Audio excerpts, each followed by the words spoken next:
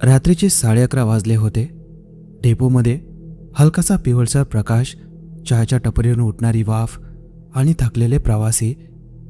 तेवढ्यात अचानक स्पीकरवरून एक खळबळीत आवाज घुमला. अहिल्यानगर ते बीड जाणारी शेवटची बस प्लॅटफॉर्म क्रमांक 3 वरून सुटणार आहे. हा आवाज ऐकताच काही लोक घाईने उठले. रोहित, 28 वर्षाचा, पुण्यात काम करणारा IT इंजिनियर. तो आपल्या गावाकडे बीडकडे निघाला होता. त्याच्या हातात बॅग होती. चेहऱ्यावर थोडासा थकवा होता. ही खरंच शेवटची बस आहे का? रोहितने चहा विक्रेत्याला विचारलं. हो भाऊ, आणि एक सांगतो, ही बस चुकवली तर उद्या सकाळपर्यंत काही नाही, चहा विक्रेता शांतपणे म्हणाला. रोहितने मान हलवली आणि प्लॅटफॉर्म 3 कडे गेला. बस जुनी होती, लाल रंगाची, रंग उडालेला. ड्रायव्हर सीटवर एक मध्यमवयीन माणूस बसला होता. कंडक्टरने जोरात आवाज दिला. चला चला, बीड गेवराई पाटोदा, बस सुटते. रोहित बसमध्ये चढला. बसमध्ये एकूण 8-9 प्रवासी होते. एक म्हातारा शेतकरी, 2 कॉलेजचे मुलं, एक शांत बसलेला माणूस आणि एक आई आपल्या मुलासोबत. रोहितने मधल्या सीटवर जागा घेतली. बस हळूहळू डेपोमधून बाहेर पडली. पहिल्यांदा सगळं सामान्य होतं, पण रोहितच्या लक्षात एक गोष्ट आली. कंडक्टर तिकीट देत नव्हता. तो फक्त उभा राहून सगळ्यांकडे बघत होता. भाऊ, तिकीट? रोहितने विचारलं. कंडक्टर त्याच्याकडे बघत हसला, पण काही बोलला नाही. रोहित थोडा अस्वस्थ झाला. तेवढ्यात बाजूला बसलेला काळा शर्ट घातलेला माणूस हळू आवाजात बोलला. पहिल्यांदा जातोयस का या बसने? हो. का? रोहित म्हणाला. तो माणूस हसला. मग लक्षात ठेव, या बसमध्ये प्रश्न जास्त विचारू नकोस. रोहित गोंधळला. बस शहराबाहेर आली. आता आजूबाजूला पूर्ण अंधार, फक्त बसचे हेडलाईट्स. ड्रायव्हर काही बोलत नव्हता. रोहितने खिडकीतून बाहेर पाहिलं. रस्ता ओळखीचा नव्हता. हा रस्ता बीडकडे जातो का? त्याने विचारलं. म्हातारा शेतकरी शांतपणे म्हणाला. जातो, पण प्रत्येकासाठी नाही. रोहितला आता भीती वाटायला लागली. त्याने मोबाईल काढला. नेटवर्क नव्हतं. तेवढ्यात पुढे बसलेला छोटा मुलगा आपल्या आईला म्हणाला. आई, तो काका पुन्हा बसमध्ये चढला. आई घाबरली. कोण काका? मुलगा खिडकीकडे बोट दाखवत म्हणाला. तो, जो आधी खाली उभा होता. रोहितने पटकन खिडकीतून बाहेर पाहिलं. कोणीच नव्हतं. बसने अचानक ब्रेक लावले. काय झालं? रोहित म्हणाला. ड्रायव्हर काही बोलत नव्हता. कंडक्टर हळू आवाजात म्हणाला. कोणीतरी चढलं आहे. रोहितने मागे वळून पाहिलं. बसमध्ये एक नवीन माणूस उभा होता, पण कुणीही त्याला चढताना पाहिलं नव्हतं. तो माणूस हळूहळू पुढे येत होता. त्याचा चेहरा सावलीत होता. काळा शर्ट घातलेला माणूस अचानक कुजबुजला. आता सुरू झालं. रोहितचं हृदय जोरात धडधडू लागलं. बस पुन्हा सुरू झाली, पण आता वातावरण पूर्ण बदललं होतं. बसचा वेग वाढत होता, पण आतलं वातावरण थंड आणि जळ झालं होतं. रोहितच्या कपड्यावर घाम फुटला. तो नवीन माणूस जो अचानक बसमध्ये दिसला होता, तो हळूहळू पुढे येत होता. त्याचे पाय चालत होते, पण आवाज नव्हता. भाऊ, हा कुठून चढला? रोहितने घाबरून कंडक्टरला विचारलं. कंडक्टरने हळू हसत उत्तर दिलं. ही बस आहे, इथे कोणी चढत नाही, इथे फक्त येतात. रोहितच्या अंगावर काटा आला. बाजूला बसलेला काळा शर्ट घातलेला माणूस पुन्हा बोलला. तुला वाटतं हा आताच चढला? नाही, तो आधीपासूनच इथेच होता. काय बोलताय तुम्ही? रोहित म्हणाला. तो माणूस हळूच पुढे वाकला. ही बस वेळेत अडकली आहे. रोहितने मोबाईल पुन्हा पाहिला. वेळ 11:55 अडकली होती. हे कसं शक्य आहे? रोहित स्वतःशीच पुटपुटला. समोरचा म्हातारा शेतकरी अचानक बोलला. ही बस रोज सुटते, पण कुठेच पोहोचत नाही. म्हणजे? रोहित म्हणाला. ज्यांना ही बस मिळते ते पुन्हा घरी पोहोचत नाहीत. रोहितच्या छातीत धडधड वाढली. त्याला काही समजत नव्हतं त्याच्यासोबत काय होत आहे. तो जो छोटा मुलगा पुन्हा म्हणाला. आई, तो काका आता माझ्या बाजूला बसला. आई घाबरून मुलाला घट्ट धरते. गप बस, काही नाही तिथे. रोहितने पाहिलं त्या मुलाच्या शेजारी सीट रिकामी होती, पण सीट हळूहळू दाबली जात होती, जणू कोणी बसलंय. अचानक बसचे लाईट्स फळफळू लागले. एक सेकंद उजेड, मग अंधार, पुन्हा उजेड. त्या क्षणात रोहितने जे पाहिलं ते त्याच्या आयुष्यातलं सर्वात भयानक दृश्य होतं. लाईट्स लागले तेव्हा बसमधले काही प्रवासी बदललेले दिसत होते. म्हाताऱ्याचा चेहरा कुजलेला, मुलाचे डोळे पूर्ण काळे आणि ड्रायव्हरच्या मानेला खोल जखम होती, जणू कोणीतरी गळा चिरला होता. लाईट्स पुन्हा नॉर्मल झाले. सगळं परत सामान्य दिसायला लागलं. रोहित ओरडला, हे काय होतं? तुम्ही सगळे कोण आहात? कंडक्टर त्याच्या अगदी जवळ आला आणि हळू आवाजात म्हणाला, आम्ही सगळे प्रवासीत आहोत. फक्त आमचा प्रवास संपलेला आहे. नाही, हे शक्य नाही, रोहित म्हणाला. कंडक्टरने त्याच्या हातात एक तिकीट दिलं. रोहितने पाहिलं, त्यावर लिहिलं होतं, अंतिम प्रवास एक मार्गी. रोहित थरथरला, मी जिवंत आहे, मी मेलेलो नाही. काळा शर्ट घातलेला माणूस शांतपणे म्हणाला, मीही तसंच म्हणत होतो 2 वर्षापूर्वी. म्हणजे? रोहित म्हणाला. त्यावर तो माणूस त्याला सांगू लागला, मीही या बसमध्ये बसलो होतो आणि तेव्हापासून उतरू शकलो नाही. बस अचानक एका निर्जन रस्त्यावर थांबली. बाहेर पूर्ण अंधार, ना गाव ना दिवे. कंडक्टर जोरात ओरडला, ज्याचा नंबर आला आहे ते उतरतील. रोहित घाबरून विचारतो, कोणाचा नंबर?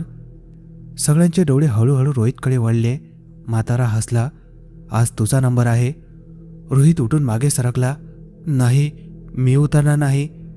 तेवढ्या तो नवीन माणूस जो सुरुवातीला दिसला होता तो रोहितच्या अगदी मागे उभा होता. त्याने रोहितच्या खांद्यावर हात ठेवला. हात बर्फासारखा थंड. तो हळू आवाजात म्हणाला, उतरायलाच लागेल. रोहित जोरात किंचाळला, नाही, मी नाही उतरणार. बस थांबली होती. बाहेर पूर्ण अंधार, ना झाडांची सळसळ ना वाऱ्याचा आवाज. जणू सगळं जगच थांबलं होतं. रोहितच्या खांद्यावर अजूनही त्या अनोळखी माणसाचा बर्फासारखा थंड हात होता. रोहित थरथरत म्हणाला, कुठे उतरायचंय मला? इथे तर काहीच नाही. तो माणूस शांत आवाजात म्हणाला, जिथे काही नसतं तिथे सगळं संपतं. रोहितने झटकन त्याचा हात दूर केला आणि सीटला घट्ट धरलं. मी उतरणार नाही, मला जाऊ द्या. कंडक्टर पुढे आला. त्याच्या चेहऱ्यावर आता हसू नव्हतं. तिकीट घेतलंस तर प्रवास पूर्ण करावाच लागेल. रोहित ओरडला, मी तिकीट घेतलंच नाही. कंडक्टरने त्याच्याकडे बोट दाखवलं. तुझ्या हातात आहे. रोहितने खाली पाहिलं. त्याच्या हातात अजूनही तेच तिकीट होतं. अंतिम प्रवास एक मार्गी. अचानक रोहितच्या डोक्यात काही चित्र चमकली. रात्रीचा रस्ता, वेगाने धावणारी बस, समोरून येणारा ट्रक आणि भीषण अपघाताचा आवाज. रोहित जोरात डोकं धरून बसला, नाही नाही, हे माझ्यासोबत झालेलं नाही. म्हातारा शांतपणे म्हणाला, आठव, तू आधीच इथे आला आहेस. ही तुझी दुसरी वेळ आहे. दुसरी वेळ? काळा शर्ट घातलेला माणूस पुढे म्हणाला, पहिल्यांदा तू या बसमध्ये प्रवासी म्हणून नव्हे तर अपघाताचा भाग म्हणून चढलास. रोहितच्या डोळ्यासमोर सगळं स्पष्ट झालं. 2 दिवसांपूर्वी तो पुण्यावरून परत येत होता. एसटी बसनेस आणि घाटात बसचा अपघात झाला होता. रोहित थरथरत म्हणाला, म्हणजे मी? हो, तो आधीच मेला आहेस. कंडक्टर शांतपणे म्हणाला, नाही, हे खरं नाही. मी जिवंत आहे. मला सगळं आठवतंय. तुझं शरीर रस्त्यावर पडलंय अजूनही आणि आत्मा इथे अडकला आहे. रोहितने धाडस करून बसच्या बाहेर पाहिलं आणि त्याच्या अंगावर शहारे आले. बाहेर तीच अपघाताची जागा, उलटलेली बस, तुटलेले काच आणि रस्त्यावर पडलेली शरीरं. रोहितचे डोळे मोठे झाले. त्याने स्वतःचं शरीर पाहिलं, रक्ताने माखलेलं, निश्चल. कंडक्टरने पुन्हा आवाज दिला, वेळ संपतय, उतर. रोहित मागे सरकत म्हणाला, नाही, मला अजून जगायचं आहे. तो छोटा मुलगा अचानक म्हणाला, काका, जर तू आता उतरला नाहीस तर तू कायमचा इथे अडकशील. रोहित त्याच्याकडे पाहत म्हणाला, बघ, तू का नाही उतरला? मुलगा हळूच म्हणाला, मी घाबरलो होतो. काळा शर्ट घातलेला माणूस म्हणाला, मीही उतरायचं टाळलं आणि आता मी कायमचा इथेच आहे. रोहितचं मन दोन भागात फाटलं होतं. उतरलं तर मृत्यू स्वीकारावा लागेल, नाही उतरलं तर कायमचा अडकून राहील. तो दरवाजाकडे पाहत होता. बाहेर अंधार, पण त्या अंधारात एक विचित्र ओळ होती. तो एक पाऊल पुढे टाकतो, तेवढ्यात बसचा दरवाजा स्वतः जोरात बंद होतो. ड्रायव्हरने एक्सेलेटर दाबलं. बस पुन्हा वेगात पुढे निघाली. रोहित ओरडला, थांबा, मला उतरायचं होतं. कंडक्टर हसला. संधी एकदाच मिळते. सगळे प्रवासी हळूहळू रोहितकडे वळले. त्यांच्या चेहऱ्यावर आता एक विचित्र हसू होतं. काळा शर्ट घातलेला माणूस कुजबुजला, आता तूही आमच्यातलाच आहेस. रोहितच्या हातातलं तिकीट बदललं. आता त्यावर लिहिलं होतं, कायम प्रवासी. बस आता वेगाने धावत होती, पण तो रस्ता आता पृथ्वीवरचा वाटत नव्हता. ना गाव, ना झाडं, ना दिवे, फक्त अंतहीन काळोख. रोहित सीटला घट्ट पकडून बसला होता. त्याचा श्वास जोरात चालू होता. हे कुठं चाललंय? रोहितचा आवाज थरथरत होता. कंडक्टर हळूच म्हणाला, जिथे रस्ते थांबतात तिथून पुढे. रोहित ओरडला, तुम्ही सगळ्यांनी मला इथे अडकवलात. कायम प्रवासी म्हणजे काय आहे? काळा शर्ट घातलेला माणूस शांतपणे म्हणाला, याचा अर्थ आता तू कधीच उतरू शकत नाहीस. नाही, काहीतरी मार्ग असेल, रोहित म्हणाला. म्हातारा हसला, एकच मार्ग आहे, तुझी जागा दुसऱ्याला दे. रोहित गोंधळला, म्हणजे? कंडक्टर पुढे आला. त्याच्या डोळ्यात आता विचित्र चमक होती. ही बस संतुलन ठेवते. जितके कायम प्रवासी तितकेच नवीन. रोहितचा आवाज अडकला, म्हणजे मला कोणाला तरी इथे अडकावावं लागेल. कंडक्टर हसला, हो, तेच तुझं तिकीट आहे बाहेर पडण्याचं. रोहितचा मेंदू सुन्न झाला. म्हणजे वाचायचं असेल तर दुसऱ्याला मरायला लावावं लागेल. मी असं करणार नाही, रोहित ओरडला. सगळे असेच म्हणतात सुरुवातीला, काळा शर्ट घातलेला माणूस हळूच म्हणाला. अचानक बसचा वेग कमी झाला आणि ती एका ओळखीच्या ठिकाणी थांबली. Ahilyanagar bus depot. रोहितचे डोळे विस्फारले. हे तर सुरुवातीचं ठिकाण आहे. तीच घोषणा पुन्हा झाली, अहिल्यानगर ते बीड जाणारी शेवटची बस फलाट क्रमांक 3 लागली आहे. रोहित थरथरला. हे सगळं पुन्हा पुन्हा सुरू होतं. डेपोवर काही लोक उभे होते. त्यात एक मुलगा बॅग घेऊन घाईत आला, अगदी रोहितसारखा.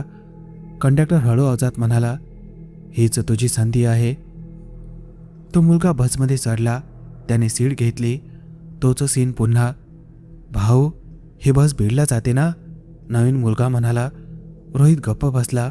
त्याच्या डोक्यात विचारांचा भलका उडाला होता. वाचायचं की दुसऱ्याला वाचवायचं? काळा शर्ट घातलेला माणूस कुजबुजला. लवकर निर्णय घे, नाहीतर कायमचं अडकशील. रोहित उठला. हळूहळू त्या नवीन मुलाकडे गेला. मुलगा हसत म्हणाला, भाऊ पहिल्यांदाच जातोय. रोहितच्या डोळ्यात पाणी आलं. रोहितने मुलाच्या खांद्यावर हात ठेवला. कंडक्टर हसत होता. सगळे प्रवासी बघत होते. रोहित अचानक ओरडला, ऐक, ही बस ठीक नाही, नको बसूयात. मुलगा दचकला. काय? रोहित जोरात ओरडला, ही बस मृत लोकांची आहे, लगेच उतर. बसच्यात अचानक शांतता पसरली. कंडक्टरचा चेहरा बदलला. तो नियम तोडलास. सगळे प्रवासी हळूहळू उभे राहिले. त्यांचे चेहरे विकृत होत गेले. काळा शर्ट घातलेला माणूस म्हणाला, आता शिक्षा होईल. रोहित घाबरला. काय शिक्षा? कंडक्टर हळू आवाजात म्हणाला, आता तू एकटा नाही, तू चालक होशील. ड्रायव्हर अचानक उठला. त्याचा चेहरा पूर्ण सडलेला. तो रोहितकडे आला आणि म्हणाला, माझी जागा घे. रोहित किंचाळला, नाही, पण त्याचे पाय स्वतःच पुढे जाऊ लागले. तो ड्रायव्हर सीटवर बसला. त्याच्या हातांनी स्वतःहून स्टेअरिंग पकडलं. कंडक्टर ओरडला, चालव, पुढच्या शिकाराकडे. रोहित ड्रायव्हर सीटवर बसलेला होता.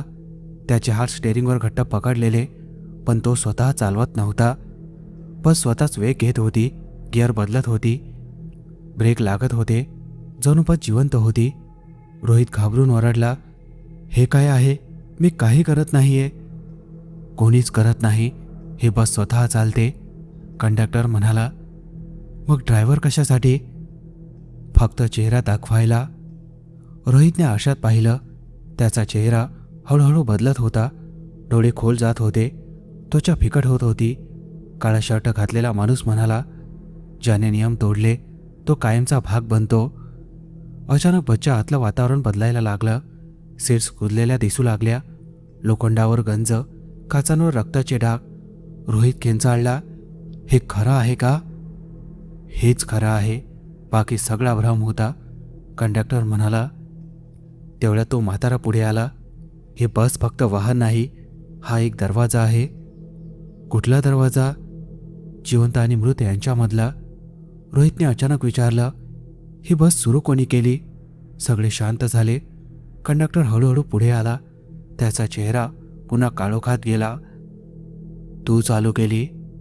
रोहित थरथरला. मी? अचानक सगळं आठवलं. अपघाताच्या क्षणी रोहित ड्रायव्हरच्या मागे उभा होता. त्याने अचानक ड्रायव्हरला डिस्ट्रॅक्ट केलं आणि बसचा ताबा सुटला. त्या अपघाताला तूच कारणीभूत आहेस, कंडक्टर म्हणाला. नाही, हे कसं शक्य आहे? रोहित म्हणाला. ज्याने दरवाजा उघडला तोच कायमचा राखणदार. बस पुन्हा वेगाने धावू लागली आणि पुन्हा अहिल्यानगर डेपो दिसू लागला. स्पीकरवरून घोषणा झाली. अहिल्यानगर शेवटची बस फलाट क्रमांक 3 वर लागली आहे. डेपोवर एक माणूस उभा होता, फोनवर बोलत, घाईत. रोहितच्या डोळ्यात अश्रू होते. तो हळू आवाजात पुटपुटला, नको येऊ, कृपया नको येऊ. पण बसचा दरवाजा आपोआपच उघडला. कंडक्टर ओरडला, नवीन प्रवासी, स्वागत आहे. तो माणूस बसमध्ये चढला. त्याने रोहितकडे पाहिलं. भाऊ, ही बस बीडला जाते का? रोहित काही बोलू शकत नव्हता. त्याचे होठ स्वतः हलले. हो, बसा, जाते. रोहितच्या डोळ्यातून अश्रू वाहत होते. कंडक्टर हसत म्हणाला, खेळ पुन्हा सुरू करा. बस पुढे निघाली आणि रोहित कायमचा त्या बसचा भाग झाला.